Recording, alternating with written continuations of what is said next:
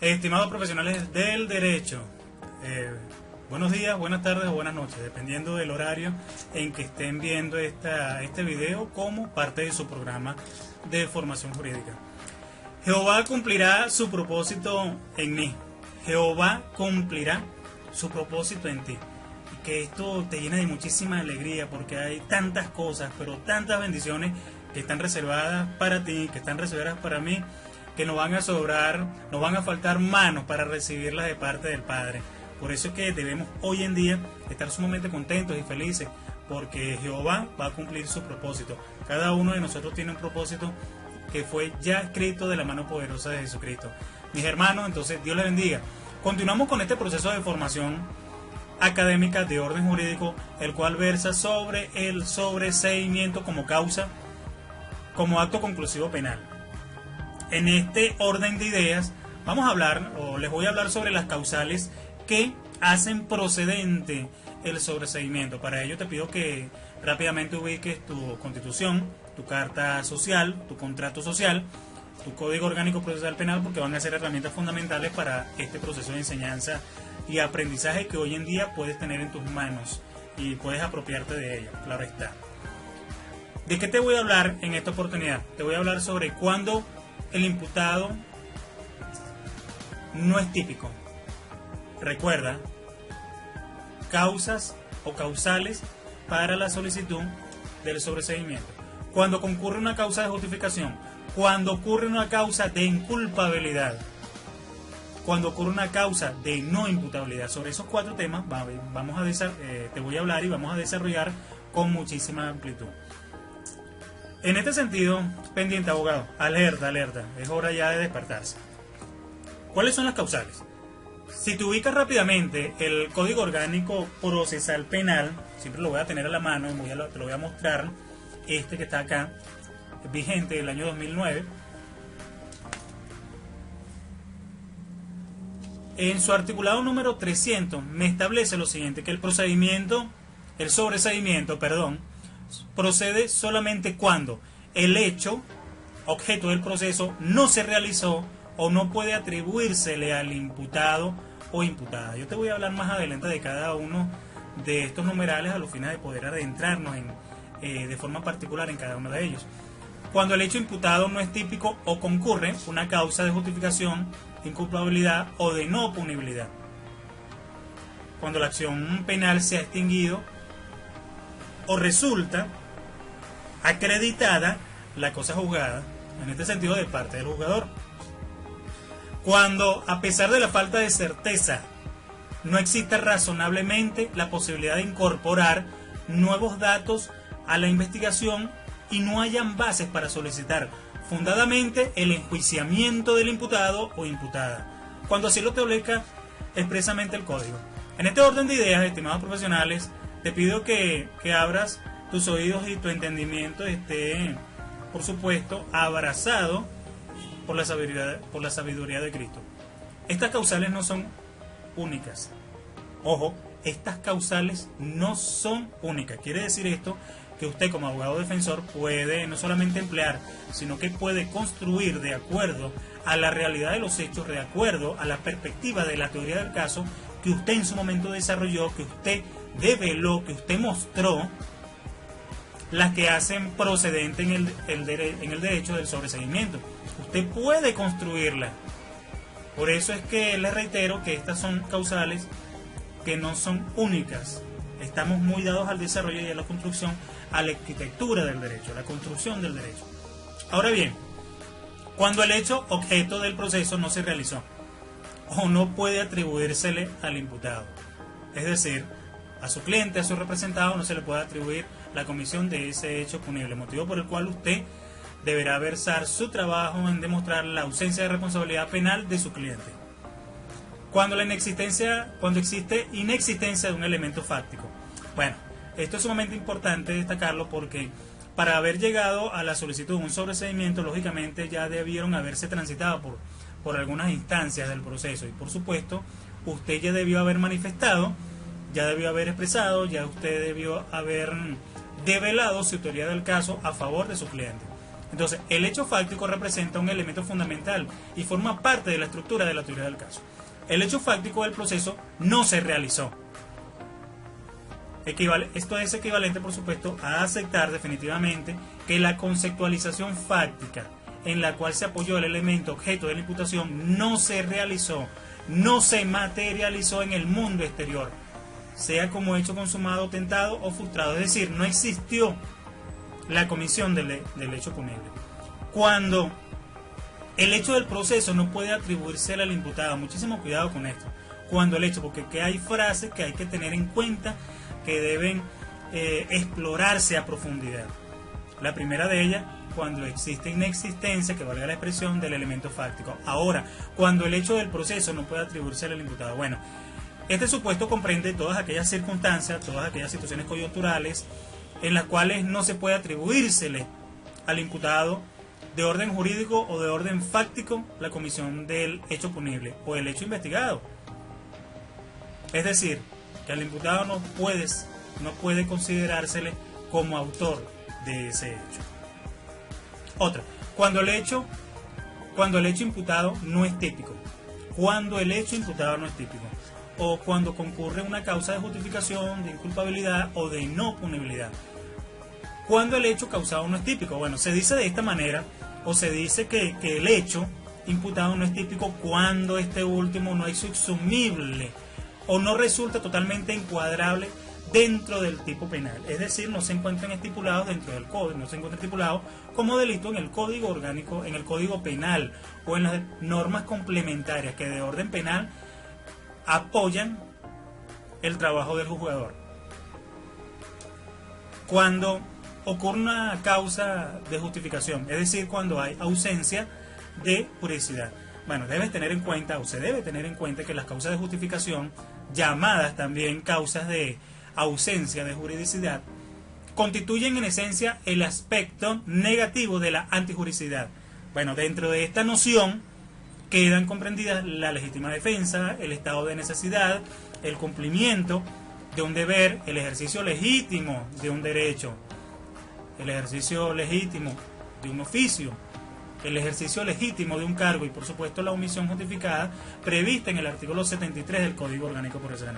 Recuerda que te había pedido que tuvieses a la mano cada uno de estos instrumentos legales a los fines de poder esgrimirlo. A saber, el artículo 73 del Código Orgánico Procesal del Código Penal me establece que, reitero, 73, me señala que no es punible el que incurre en alguna omisión hallándose impedido por causa legítima e insuperable.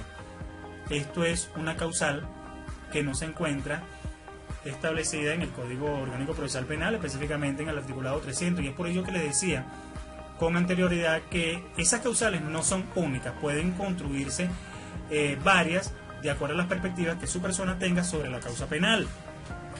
Otra, cuando ocurre una causa de inculpabilidad, es decir, nullo crimen sine culpa, no hay culpa.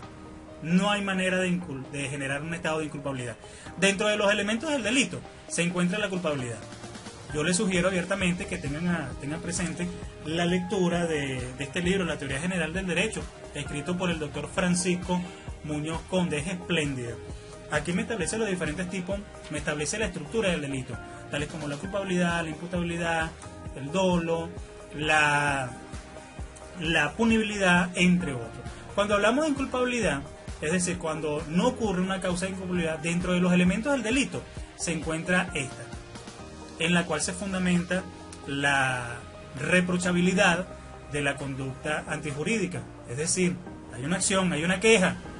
Por ello resulta totalmente axiomático destacar que dentro del estudio de la teoría del delito, la máxima, es decir, esta filosofía, nullo crimen sine culpa, es decir, no hay delito sin culpa, se erige como una piedra angular sobre la cual descansa la responsabilidad penal del autor. Importante esto, ¿no? Importante esto. No hay delito sin culpa.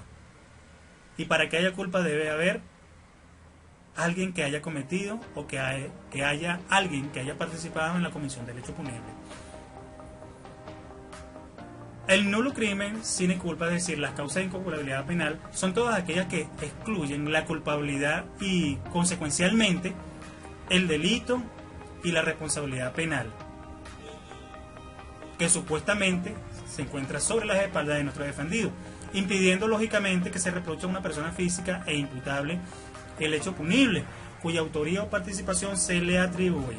Debes tomar en cuenta que el artículo número 61 del Código Penal me establece el error de hecho esencial e invencible.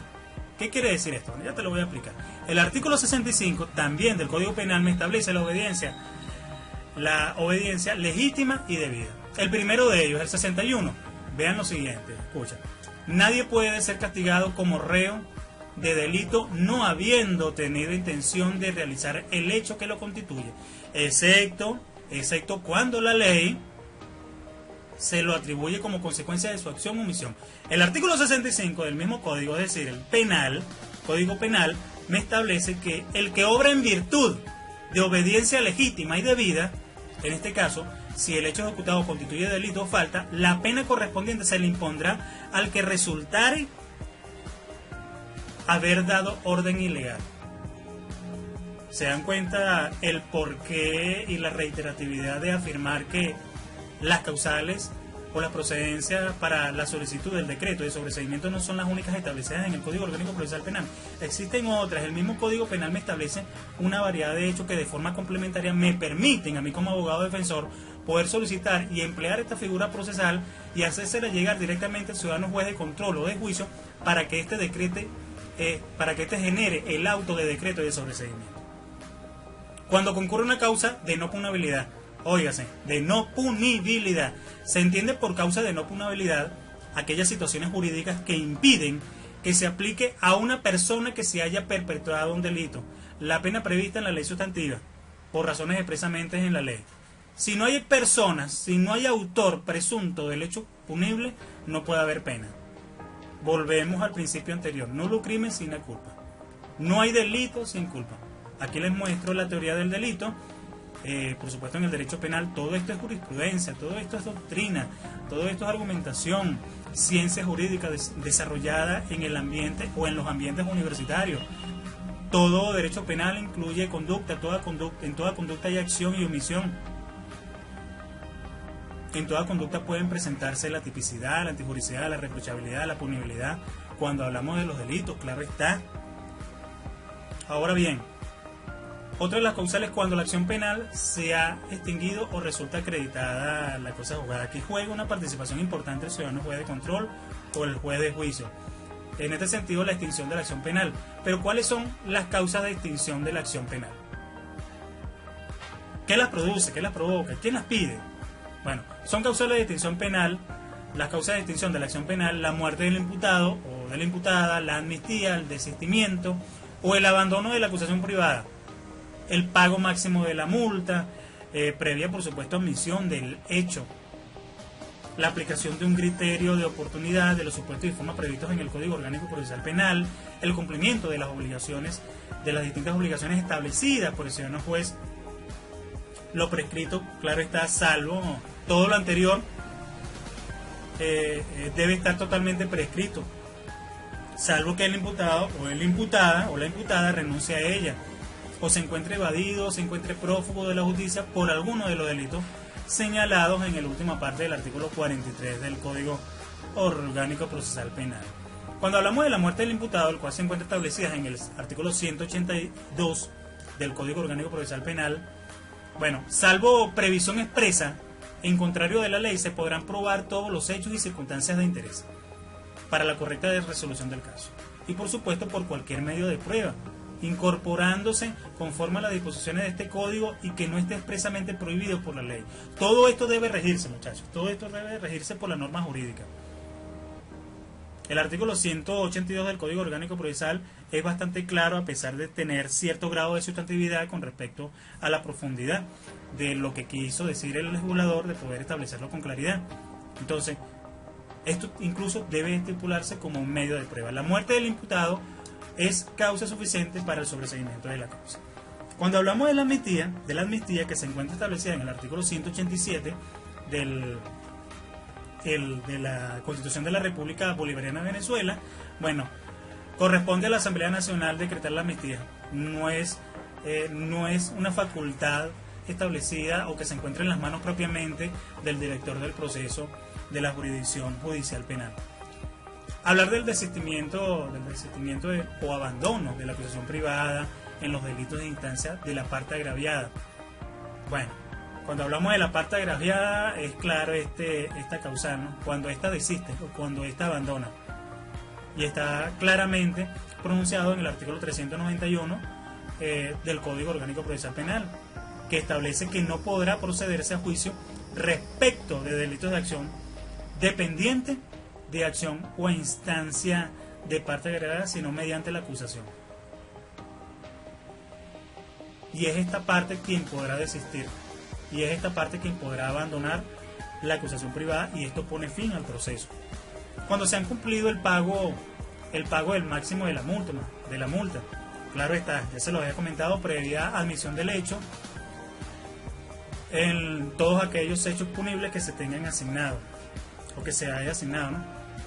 También se encuentra establecido en el código, y este señala que si se admite el hecho, si se le admite el hecho o se le atribuye el pago de la multa con la cual se sancionó a un determinado hecho punible, obviamente que ello debe estar previamente preestablecido, claro, y el ciudadano juzgador debe completamente accionar el auto de decreto del sobreseimiento cuando estas características ya se han plasmado, cuando ya se han materializado, cuando se ha realizado el pago máximo de la multa, pero con ciertas consideraciones.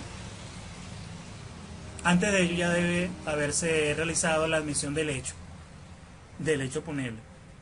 Otra, la aplicación de un criterio de oportunidad en los supuestos y formas establecidas en este código. El artículo 38 me establece el principio de oportunidad. Este es uno de los principios que poco se emplea dentro de la jurisdicción judicial, pero hay que tomarlo en cuenta. El artículo 41 me establece el cumplimiento de los acuerdos reparatorios. Cuando ya se han cumplido, el acuerdo reparatorio extinguirá la acción penal. Y estos son acuerdos que se establecen entre las partes previa autorización, previa homologación del órgano jurisdiccional penal a los fines de poder adentrarse y desarrollar el proceso eficazmente. Otra, cuando el cumplimiento del plazo de suspensión del proceso se haya dado. Me refleja el artículo 46 del Código del Régimen de Prueba. El mismo código señala que finalizado el plazo o el régimen de prueba, el juez convocará a una audiencia en donde notificará la realización de la misma al Ministerio Público y a las partes, es decir, al imputado o a la víctima, y luego de verificado total y al cabal cumplimiento de las obligaciones impuestas, podrá decretar el sobreseimiento de la causa. Importante con esto, no se decreta el sobreseimiento de la causa simplemente por un decreto, sino que debe desarrollarse a través de este planteamiento que se refleja en el artículo 46. Otra, la prescripción, salvo que el imputado renuncie a ella. El artículo 111 también lo refleja, las atribuciones del Ministerio Público. Y aquí es importante que todo abogado reconozca cuáles son las funciones, cuáles son las atribuciones, cuáles son las facultades que tiene el Ministerio Público al momento de desarrollar las diferentes actividades que con competencia tiene que cumplirlo en honor y en respeto a la justicia. Otra, cuando resulta acreditada la cosa juzgada. El artículo número 49 de la numeral 7 de la Constitución de la República Bolivariana de Venezuela, amén de lo que establece con claridad o el alma de este precepto, es decir, el debido proceso, me señala lo siguiente: la decisión que acuerde el sobreseimiento con fundamento en este causal, una vez definitivamente firme, tiene cosa juzgada material, impidiendo por el mismo hecho toda nueva persecución contra el imputado o contra el acusado. Ahora fíjense que hay ciertas consideraciones, ciertos hechos que dentro de las características, que dentro del mismo concepto del sobreseimiento deben siempre tomarse en cuenta. Una de ellas que no se puede perder de vista que la finalidad del sobreseimiento es la terminación anticipada del proceso. Es por ello que estas causales son totalmente abiertas. Fíjense esta que les muestro, ¿no? O que señala el mismo Código Orgánico Procesal Penal. Cuando a pesar de la certeza se puede solicitar el sobreseimiento, cuando a pesar de la certeza no exista razonablemente la posibilidad de incorporar nuevos datos a la investigación y no hayan bases para solicitar fundadamente el enjuiciamiento del imputado. No hay nada que aportar, no hay nada nuevo. no hay pruebas, no hay nada que incorporar. Por todo lo anterior, muchachos, espero que esta información les haya sido completamente útil, reiterándole que este artículo 300 y demás establecen las causas de procedencia para la solicitud del decreto de sobreseimiento, pero reitero, no son las únicas. Tú puedes construirlas, tú puedes desarrollarlas de acuerdo a tu propia perspectiva y criterio. Estimados, amados profesionales del derecho, se les quiere, se les aprecia siempre. Dios los bendiga, muchísimas gracias.